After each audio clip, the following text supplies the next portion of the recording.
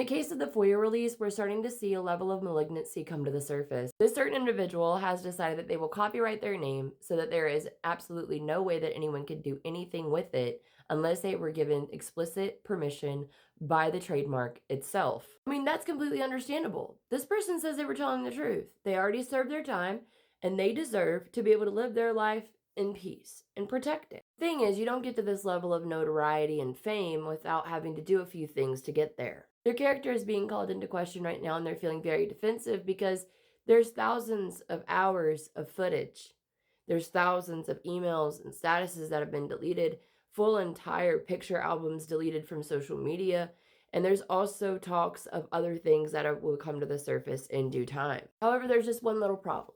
Anytime you come up upon fame or gathering a bunch of money and accolades, there are usually people in the crowd that remember you.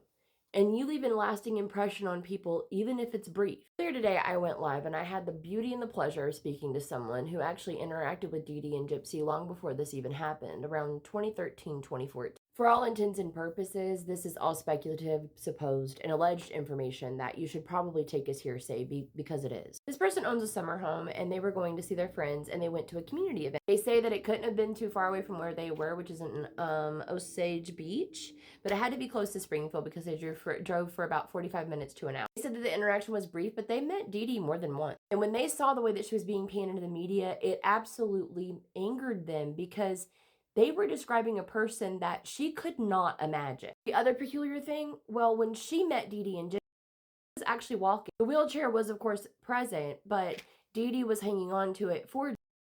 And when she walked over and she sat in it, Dee Dee started explaining the reason why she was in the wheelchair, that she only needed it every now and then, and it was only if she was having high support needs days or if she became in pain or if she got too tired. In short, she was using it for part of her PT. The thing that really struck a chord within this person was Dee Dee's hugs. She said Dee Dee gave the best hugs, the kind of hug that you don't want to let go of. When the media started calling into question the hoarding and started calling into question Dee Dee's character, it really, really upset this person because the person that she met and the way that she understood this person was the complete opposite of what the media was saying. She said, listen, I would never say anything to someone. She said, but when I met them, I know they said something about hygiene, how they weren't really taking care of themselves and dirty. She said, I did not notice that. Very put together, but what was peculiar was what she was wearing. She went on to say that in the media it was portrayed that Jen was dressing like a little boy or like a granny that had come out of the woods with no teeth. She remembers that skeeved her out, that made her want to keep distance, just on first impressions alone, was wearing a sports bra that was similar to that of the video where she's in a sports bra. And most peculiarly, she was walking fine. This person also informed me that in my friend group, I have friends that have affluent status. She said they have money. She's like, but these people knew Dee Dee. She said, and Dee Dee never asked for a dime. She never asked for anything. There was never a guilt trip. There was never a sob story. It was just Dee Dee showing up and being Dee Dee at volunteering events. And she even put on free movies at her own home with a projector. And this made people mad because she supplied free food. She supplied free drinks. But what she didn't supply was free candy. If you wanted the candy, you had to pay $1 for it, and it was typically candy bar. She said people said that she was a con artist for this, but she was supplying the movie, she was supplying her yard, she was supplying everything that anyone needed to be able to have a good time for a free movie. She said Dee Dee spent a lot of her free time actually volunteering for different organizations and different events in the Springfield area, that she really just wanted to give back to people,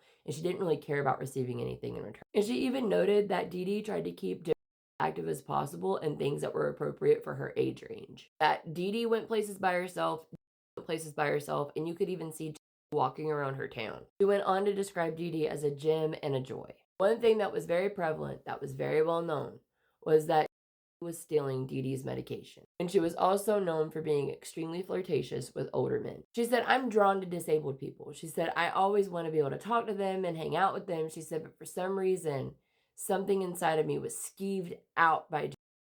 I didn't want to talk to her and I didn't want to be near her. There was just something about her that creeped me out. She was also known for acting out regularly and becoming very aggressive. Only time will really tell what we find out about Dee Dee Blanchard. And so far from even this person's eyewitness accounts and the things that we found in the FOIA, this doesn't seem like a person that would go out of their way to intentionally harm their daughter. Now, don't forget, if you like content like this, go ahead and press all these buttons. Make sure you drop your comment down below so we can keep the conversation going. How do you feel about this interaction between Dee Dee and a stranger? I hope that you have a beautiful day. Please stay blessed, stay happy, stay safe, and stay full. And please, for the love of God, remember not to shit your pants. And I'll talk to you later. Bye.